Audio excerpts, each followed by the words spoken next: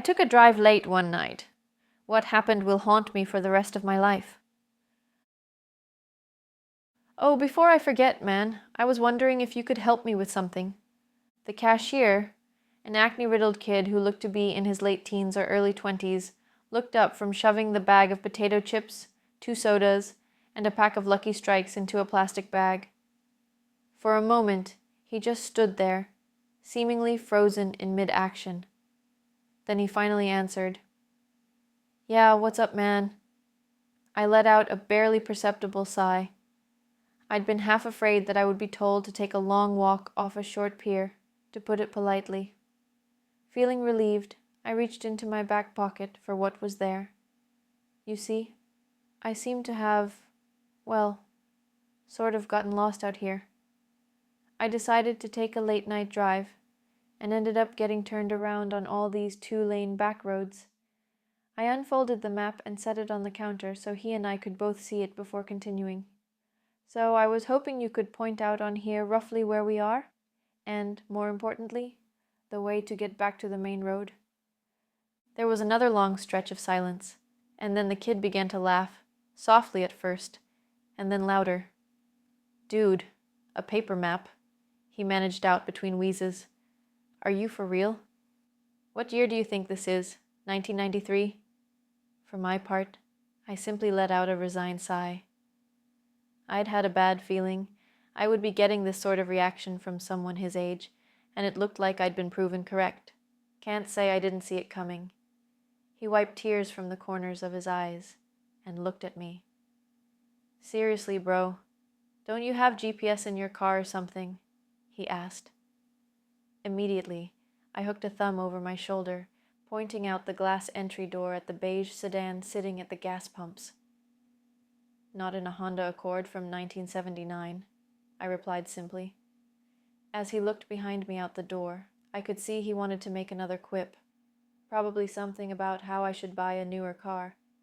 Thankfully, though, he kept it to himself. Instead, he leaned over the map, and still chuckling softly to himself, began looking at it. A few moments later, he snapped his fingers. "Ha, I still got it," he said proudly, then pushed his finger down near the middle of the map and looked up at me. "We're right about here, roughly 6 or 7 miles outside Placer." I leaned over the counter to see as he drew his finger away. "Here?" He nodded, and I pulled a pen out of my pocket, circling the area as a reminder once I left, then examined the map further. "Okay. So it seems I could take more than a few roads to get back to Interstate 5, right?" The kid nodded again, clearly already bored with the unusual interaction by the slightly annoyed look which had begun to cross his face. "Sure," he said simply, then placed my bagged items on top of the map. "That'll be $14.50 for this, and $28.50 for the gas." I reached into my pocket and pulled my wallet out, withdrawing 3 20s and handing them to him. The register let out its trademark ding as it shot open, and he placed the bills in it before pulling out and handing me my change. Placing it and my wallet back into my pocket, I picked up the bag and folded the map back up. "Thanks for the help," I said as I turned to head out the door. "Yeah, no problem," I heard him mutter at me as I crossed to the front door and pushed it open. A small bell hung from the inside handle jangled as I stepped outside and let the door swing shut behind me. The sounds of the refrigerators humming and the fluorescent lights softly buzzing was replaced by those of a summertime forest at night. Crickets and cicadas buzzed loudly in the grass around the store, almost overwhelming the buzzing sound of the lights over the pumps. The sound of an owl hooting loudly echoed through the trees, followed by the loud call of what had to be an elk. I inhaled the clean air before heading down the steps for my car. Pulling open the driver's door, I took one last look around before dropping into the driver's seat. "So, did you find out where we are?" asked a voice from the passenger seat. For a split second, a wave of confusion and panic swept over me, and I spun in my seat. It was immediately replaced by a wave of embarrassment, amplified as my friend began to let out a deep laugh. "Dude, Were you in there that long that you forgot I was out here waiting for you? Not wanting to admit I had done just that, I shook my head. Nah, bro, not that. Just dealing with the kid in there was a major headache. He nodded sympathetically. Craig was one of my close friends. Ever since we'd met each other, we'd immediately clicked and had stuck with each other from that point on. And one thing we both loved to do was take late-night drives to nowhere, simply driving around with no destination in mind, listening to the radio and occasionally sharing a joint one of us would buy. This is the first time we've ever gotten lost, though. I reached into the bag, pulling out the bottle of Mr. Pibb and handing it to him. Here, I said simply, before pulling the Lucky Strikes out and chucking the rest into the back seat. Pulling the key from my pocket, I slid it into the ignition and turned it, the car's buzzer sounding as the dash lights came on. A moment later, the inline four quietly rumbled to life with its traditional burble. Tearing open the packaging, I pulled a cigarette from the pack and stuck it into the corner of my mouth, before reaching to push in the car's cigarette lighter. As I did, I shot a glance back towards the store, and froze. A small shiver shot down my spine as I realized the kid was standing at the door and staring out at us. What the actual hell? Craig caught my gaze and turned to look himself. Dude, what the hell is his problem? I shook my head as the lighter popped back out, signaling it was ready to use. I pushed the glowing red coil against the tip of the smoke for a moment until it was lit, then placed it back in its slot. I pulled it from my lips and exhaled a cloud of smoke before answering, feeling more than a bit unnerved. I don't know, but honestly, man, that's more than a bit creepy. I shot one last glance. The kid hadn't even blinked once. He was just staring with an off-putting intensity out the glass. Come on, let's get out of here, Craig said, echoing the thoughts swimming through my mind. I put the car into first gear and eased off the clutch, the car beginning to roll forward. Out of the corner of my eye, I saw him turn and shoot the bird at the kid as we slid out from under the lights into the dark. Prick, I heard him mumble. I turned the car left and began heading back the way we came. Well, the good thing is, yeah, I did find out where we are. I pulled the map from my pocket and handed it to my friend. I heard him fumbling for a moment, and then a small flashlight clicked on as he aimed it at the map. Dude, how did we make it almost as far east as Placer? He asked with a slightly astonished tone. Longer drive than normal, I guess, I answered, rolling down my window to flick the ashes from my smoke out. I shot a glance at the analog clock on the dashboard. 2:45 it read. I let out a small sigh. Great. Vanessa is likely worrying up a storm about us right now. Me, especially. Ever since we'd started dating 5 years ago, my girlfriend had always been rather apprehensive about my habit of taking long, late-night drives when I couldn't sleep. She always feared I'd get into an accident, either with another car, wrap my Honda around a tree, or hit an animal. Most of the time, I'd come home to find her sitting up waiting for me, worry clearly etched into her beautiful sapphire eyes. I bit my lip slightly. Hey, you think I should text Vanessa and let her know we're okay? I asked Craig. I heard him let out a snort. Honestly, bro? Number, I know the woman loves you to death, and I'm happy she cares so much. But she's got to learn you know what you're doing. Plus, you two need your space. It's not healthy how much time you two spend together. I flicked the remnants of the cigarette out the window and let out a snort of my own. It's called being in love, dude. You should try it sometime, I joked, causing him to let out a laugh. Nah, thanks. I enjoy being single too much. Shaking my head, I stared out the windshield as the headlights guided our way. I felt a slight sense of unease creep up on me as I watched the two-lane road stretch out before us, the moon in the sky almost completely blocked by the trees over our heads. I hadn't seen another car on the road for 2 hours at least. Well, what did you expect, Derek? You drove into the boonies. There's only ghost towns out here. Why don't you try driving all the way to Idaho next time? Shaking my thoughts away, I fumbled in the center console for a moment before pulling out a mixtape. A bit of music would help me feel better. I pushed it into the car's cassette player and hit play. A moment later, the pounding bass and synths of Dance with the Dead's That House began blasting from the speakers. Craig let out a whoop of excitement. "Dude, yes! That's the kind of tunes we need for a drive like this." He rolled down the passenger window, sticking his head out the window to whoop and holler into the night. I shook my head, unable to keep from grinning at his antics. Friggin' goofball. The playful mood helped settle my mind, and I felt myself relax into the seat, the tension flowing out of my body and out the window. For a few minutes, that's how things went. The road stretching out ahead of us, and then disappearing into the blackness behind us. The music blasting out from the radio, and the soft roar of the engine in the background. I shot another look at the backlit clock. Now it read 5 minutes to 3. We should be at the highway in a minute. The thought released the last wisps of tension in my body, and fumbled into the back seat for the bag, catching it with the tips of my fingers. I pulled my bottle of soda from it, and holding the bottle to the steering wheel, cracked the cap. I lifted it to my lips and took a swig, taking my eyes off the road for a split second to tilt my head back. I looked back at the road, and nearly spit it all out onto the windshield. In the second I'd stopped looking, a figure had stepped out onto the road. "Effing hell!" I shouted, jamming my feet on the brake and clutch as hard as I could. The rear wheels of the car locked up, and the ear-piercing sound of squealing tires filled the cabin. To my horror, the tail end of the car began sliding out. Oh hell, no, no, no, no, no, no. For a few seconds, the world around us became a blur of shapes and colors, and I feared at any moment we'd smash into a tree or begin rolling.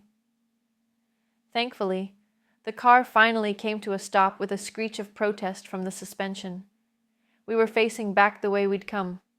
I could tell from the black lines on the road which had once been the rubber of my tires. I gripped the steering wheel with almost a death grip, my heart furiously pounding in my chest. My breaths came in short, ragged gasps. There was no movement in the car for a few seconds, before Craig reached forward and snapped the music off. "Dude, what the fuck?" he shouted at me, his face looking as pale as mine must be. I didn't say a word to him. Instead, I pulled up on the handbrake, ripped off my seatbelt, and practically kicked the door open. Stepping out onto the pavement, I stepped to the front of the car on unsteady legs until I was squarely in between the headlight beams. I looked around, first at the road ahead, then at the forest on either side. There was nothing there. What the... I turned and looked behind me, over the roof of the car. The red glow of the taillights illuminated a few feet ahead, but beyond that, nothing but blackness. I turned again, looking out at the darkness beyond the branches. No movement disturbed the bushes and branches, and aside from the quiet hum of the car's engine, it was silent. I shook my head. Did I just imagine things? I shook it again. No, I know for a fact I didn't hallucinate. There was someone there. The sound of the car door opening made me turn, seeing Craig step out of the car. Leaving the door open, he immediately came over to me. "You have exactly 20 seconds to explain to me what the hell just happened before I lose it, bro," he exclaimed. For a second I fought to find my voice. Then I answered. Dude, I'm not crazy. Someone stepped out of the woods and onto the road. It looked like a chick. I thought I was gonna freaking hit her. I realized I'd been holding in a breath and let it out, trying desperately to get myself to relax. Craig gave me a confused look. "You serious, man?" I nodded. He pulled the flashlight he'd used to look at the map from his pocket and flicked it on, aiming it first at the tree line on one side of the road, then the other. After doing this a few times, he turned back to me.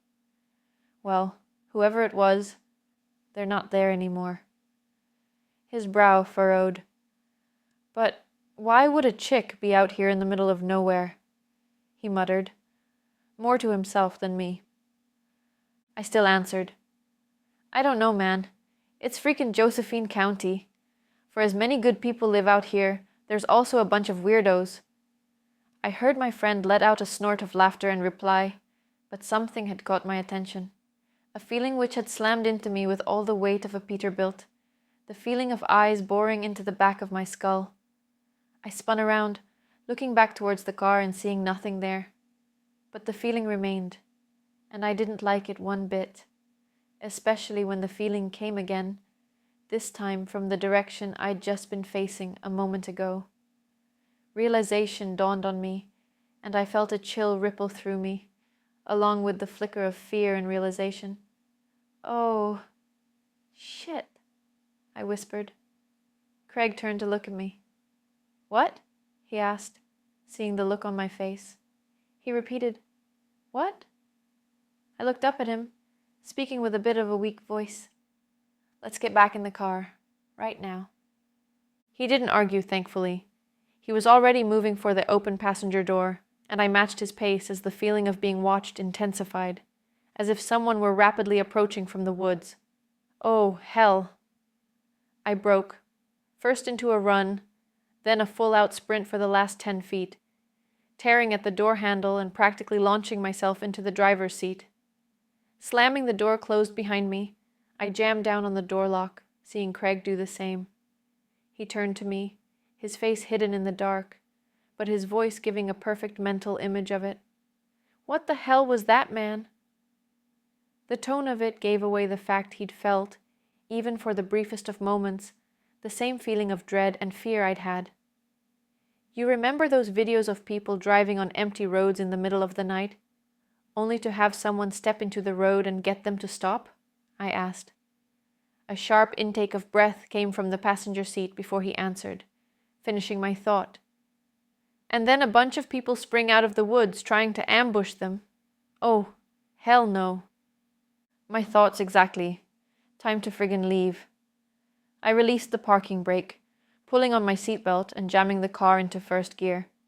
The tires chirped as I hit the gas, and a moment later, we were accelerating away.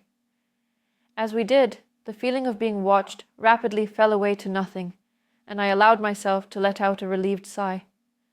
We drove in silence for another few minutes before I finally spoke again. I think we're in the clear, man.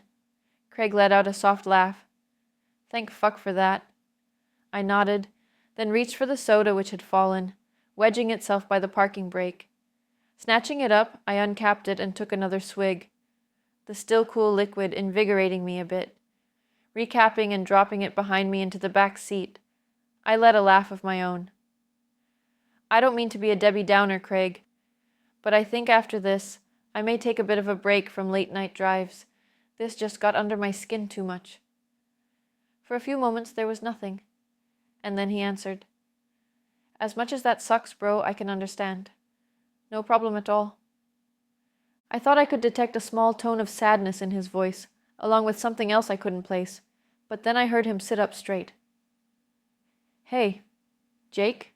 He asked, a bit of a concerned tone now etched into it. Yeah? I heard him draw another breath. Shouldn't we be to the highway by now?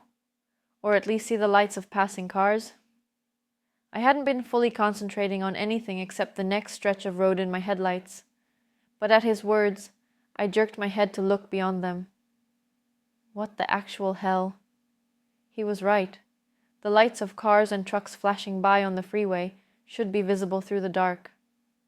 I clearly remembered looking in my side view mirror as we'd turned onto the road from the highway, seeing the ever-present white and red glows zipping by, at close to the same distance we were now. That wasn't the case anymore. All I could see in front of us was darkness. Darkness, and the woods on either side of the road. For a moment, I lifted my foot off the accelerator, letting the car slow down a little as my brain whirred. He's gotta be mistaken. Hell, I've gotta be mistaken. We just haven't gotten close enough to the highway yet. You know these old roads, Derek. They often end up longer than they first look. Feeling somewhat relieved by the idea, I said it out loud. Craig nodded, but I could tell he wasn't completely convinced. And, for that matter, as much as I repeated it mentally to myself, I couldn't completely convince myself either. It was as if seeing the woman step in the road had shaken me more than I'd first thought. Pushing back down on the gas, I shifted into fourth gear and watched the speedometer flirt with 55 miles an hour. For a few minutes more, neither one of us saw anything as we drove in silence, and then Craig let out a cry. "There! A light!" For a moment, a surge of hope welled up inside me, and I craned over the steering wheel, looking to see the highway. It was dashed, as I saw it was only a streetlight, standing solitary guard on the side of the road. Beneath it stood an old, worn sign which seemed to have been shot at many times with both BBs and actual bullets. I slowed the car some as it came towards us so I could read it, and felt confusion fall over me. Golden. 2 miles. The fuck? Craig breathed out as he read the sign. It passed by us, the street light momentarily bathing the interior of the car in light and showing the confused, worried look on his face. How the hell did we end up by Golden? Golden is a ghost town, one which attracts visitors every year to check out the standing buildings. It was a mining town which had a population of a few hundred people. But once the prospects dried up in the early to mid-20th century, it became the ghost town it is today. Its biggest claim to fame nowadays was being featured on Ghost Adventures a few years back. Craig repeated his question, but I wasn't able to answer him. My thoughts were racing inside my head. There's no freaking way. Golden is miles to the north of Placer. There are no roads connecting the two areas, from what I saw on the map. Not to mention, we've been driving in a straight line since leaving the gas station. I honestly don't know, man. I finally answered, my voice conveying how rattled I truly was. In the car's dark interior, I saw him put his head in his hands. I fumbled for my pack of cigarettes, pulling another out with slightly unsteady fingers and pushing in the cigarette lighter. A moment later, the turnoff for the ghost town flashed by on the right. I saw the dark hulking shape of the church's spire, rising out of the dark for a moment. Then it was behind us. The lighter popped out, and I pressed it to the smoke, lighting it and putting it back. I decided I needed to try and calm the rising tension that was filling the car's interior. Look, however we ended up here, man. The fact is, we can't be far now from the highway. So, let's just keep our wits about us, keep calm, and when we get back to my place, you, me, and Vanessa can have a good laugh over this. Sound good? I heard my friend take a deep breath, then let it out in a whoosh. Okay. Yeah, that sounds like a plan. He let out a soft laugh, and I felt him pat my shoulder. Thanks, Derek. You are seriously a good friend. Glad I've got you. I nodded, then realized he may not be able to see it in the dark. No problem, man, I said. I looked at the clock. 3 a.m. Only 5 minutes had passed since I'd last looked at it, and yet it felt more like it had been 30. Time seems different when you're stressed. For a few minutes, there was only darkness, and then a light appeared in the distance. Ha! There we go, I exclaimed. I waited to see the sign for the on-ramp appear, and felt a mixture of confusion and disbelief as the sign for Golden flew by again. That's... what? Craig didn't say anything, but I felt him stiffen in the passenger seat, showing he'd seen it as well. As the street light and sign disappeared behind us, a feeling began to creep up on me. Another bolt of electricity shot up my spine as I realized that it was the same feeling I'd had when we'd gotten out of the car. The feeling of eyes on me. My eyes shifted to the blur of trees on either side of the car, but I saw no one. The turnoff for the ghost town approached again. I heard Craig let out another deep breath. Derek, pull over, please, he said simply. His voice was shaking, and as much as I didn't want to stop, I did as he asked, pulling over just before the turnoff. He ripped his seatbelt off, shoving the door open and stepping out. I watched him stride to the front of the car and stand there for a minute. He seemed to start shaking a bit, and I realized just how much this was getting to him. I unbuckled my seatbelt and reached for the door handle when I glanced at the clock and froze. The clock was still showing 3 a.m. The hands hadn't moved at all. A feeling of shock washed over me like a wave as I tapped it with my fingers to see if it was merely stuck. But it refused to begin moving again. Okay, what the actual fuck is going on? I whispered to myself. I reached into my pocket, fishing out my phone and flipping it open. Like the clock, it too showed the time as 3 a.m. The feeling of being watched began to intensify, and I glanced at Craig standing in the dark before looking down, beginning to type a text out to Vanessa. Hey, baby girl. Just wanted to let you know that Craig and I are okay. We're trying to get back to the highway, but have gotten a bit turned around out here. Do me a favor, and if I don't text you again in 15 minutes, text me back, okay? I love you. I replaced the phone in my pocket. I knew I should have been more honest, but I was beginning to feel a little freaked out about the weird situation. I didn't want to worry her any more than necessary, as it would worsen my own mental state. Pushing open the door, I got out and walked around, stopping near the front right headlight. Dude, you all right? I asked after a moment. He didn't answer, but happily, he seemed to have stopped shaking. I repeated my question.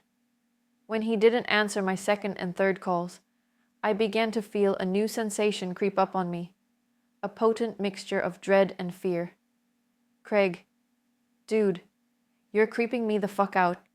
Please say something. He finally turned to look at me, and in the semi-glow of the headlights, I saw his face had gone a bit pale. He raised a finger and pointed, saying only a single word. Look.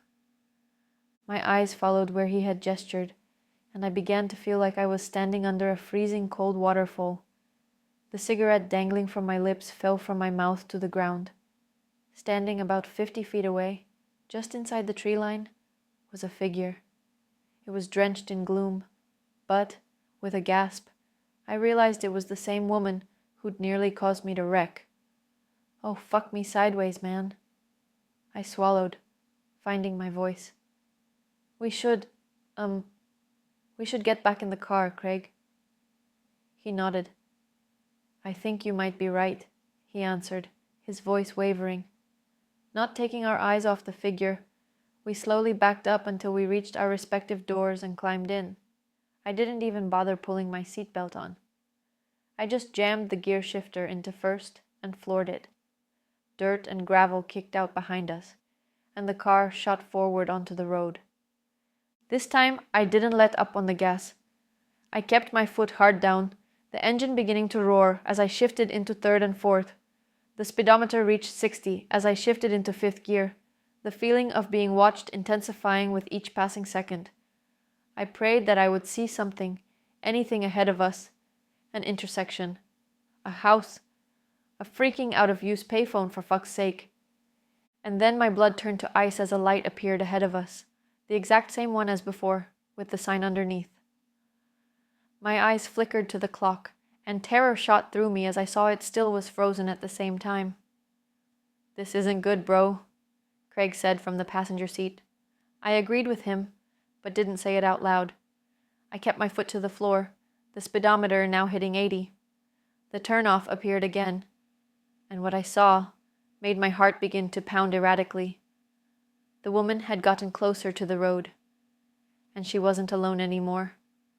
Behind her, I saw others, the outlines of other people in the dark, dozens, possibly more. They all stood, facing the road, watching us fly by, and then they disappeared into the rearview mirror. Ugh! I breathed out as the light and sign flashed by yet again. This time, the mass of people had gotten even closer to the road. The woman stood in front of them, and for a split second, the headlights illuminated her, Another flash of ice shot through my veins as I saw the river of blood pouring down the front of her nightgown, a style that looked to be decades old. "What the hell do we do?" Craig asked me, his voice steady, yet filled with fear. The same I felt. I just shook my head. "I don't know, man," was all I could say. The streetlight was beginning to appear again when I felt my phone vibrate in my pocket, causing me to nearly slam on the brakes in surprise. I fumbled in my pocket for it, seeing Craig look over at me. I texted Vanessa when we stopped. Told her to reply back in a few minutes. Now I think I'm just gonna tell her to call the cops or something. He didn't reply, instead turning to look out the windshield at the approaching light. Flicking my eyes from the phone screen, as I flipped it open to the road and back, I forced myself not to look at the turnoff as we zoomed past the light. I didn't want to see how close those, whatever they were, had gotten. My fingers trembled, almost causing me to drop it. As I hit the OK button on the notification icon, the light beginning to appear once more. Vanessa's message automatically opened, and for a moment, relief like I'd never felt before surged through me at the small bit of normalcy I had in my grasp. I froze. I didn't even look up at the road. I couldn't. My eyes were locked on the single sentence, reading and rereading it. Endless waves of confusion passed over me. Enough, I spoke aloud. "The uck?" Craig spoke up. "What? What did she say?" I didn't answer him. My mind was racing at 1,000,000 miles an hour, trying to understand, but it was like I was repeatedly hitting a mental wall. I tried to think of something else as another thought came to me, but again, the same block was coming to me. As it did, a new wave of fear began to rise. One, for an entirely new reason, then the terrifying loop flying by outside. The speedometer now showed we were doing 90, and then Craig spoke. "Can I ask you a question, man?" Fear coursed through every vein in my body, not at his question, but at his voice. It was different. Gone was the fear and tension it had held not even a minute ago. Now he just sounded calm. No, not simply calm. I couldn't understand why, but the way his tone was, it almost made me feel like he was smiling. Another shiver cascaded up my spine as I finally forced myself to answer, my mouth dry as cotton. "What?" he answered as we began to fly under the streetlight. "Are you scared?" For whatever reason, the question made me turn to look at him, just as the light whizzed over us. For a split second, the car's interior became illuminated again. My eyes locked with his. The light flew by. The turn-off appeared again, and for a moment, my eyes flicked up to see that the woman was right next to the road, bathed completely in the headlights. I finally caught a glimpse of her face, and then I was screaming, my fingers tearing at the door handle as the car swerved to the right. I saw a tree flying towards the windshield. I didn't think. I just forced the door open and leapt out. The ground rapidly flew up to meet me. Darkness. I woke up in a hospital room, a bandage covering my head and one arm in a sling. My chest felt like it was on fire as well. The first thing I saw was Vanessa, who, upon seeing me wake up, burst into tears and wrapped her arm around me. A few moments later, the doctor came in. He told me that I was a lucky man. Apparently, I'd gotten away with only a gash in my head, requiring staples, severely bruised ribs, and a broken arm. "Shocking for having dove out of a car at what appeared to be tremendous speed," he said, raising an eyebrow. Then he told me the police wanted to speak to me. He showed them in, and 2 officers entered, asking me many questions. I told them exactly what had happened. Well, except for 2 small details anyways. They appeared to take my account seriously, and promised to look into it. "We've had some reports similar to yours, sir," one of them answered tentatively. Then they told me how I'd been found, how a father and son who owned a gas station nearby had been out driving, and had come across first my destroyed Honda, which had wrapped itself around a tree, and then some. And then, lying unconscious in the grassy ditch, me. They didn't say who they'd been, but I had a fair idea. The sun, at least. Anyways. That night was 3 months ago. I've been at home, resting and healing this entire time. It's given me plenty of time to think. Plenty of time to process everything. I try not to think about that night, about any of it. I feel like I'll go insane if I do, especially after the police told me that they found nobody else at the scene of the wreck, only the passenger door hanging open. But I've had to, after receiving an email from an unknown address, one claiming to be the son, the kid I saw in the gas station that night. He told me things that his father told him he'd seen for years, that he didn't believe at all, until that night. When he looked out the door at my car, that's when he'd frantically called his father. As I type this out, I feel the threads of my sanity begin to pull away from each other, threatening to split. Remembering the woman's face, indeed a ghost, as it flashed in the headlights. The look of horror plastered there as she frantically waved at me to get my attention. The same look the others must have had. Remembering turning to look at Craig as the light flickered over and seeing the smile on his face. A smile wider than any human's could possibly be, filled with shark-like teeth as black eyes stared hungrily at me. The same smile the kid told me he'd been flashed as I'd pulled away. But mostly, I remember the single line of text Vanessa sent me. What caused me to rack my brain, trying frantically to recall my friendship with the figure sitting opposite me, and horror filling me as I realized I couldn't think of one single memory. What will keep me from ever taking late night drives again? The 3 words that will remain burned into my memory forever. Darling, who's Craig?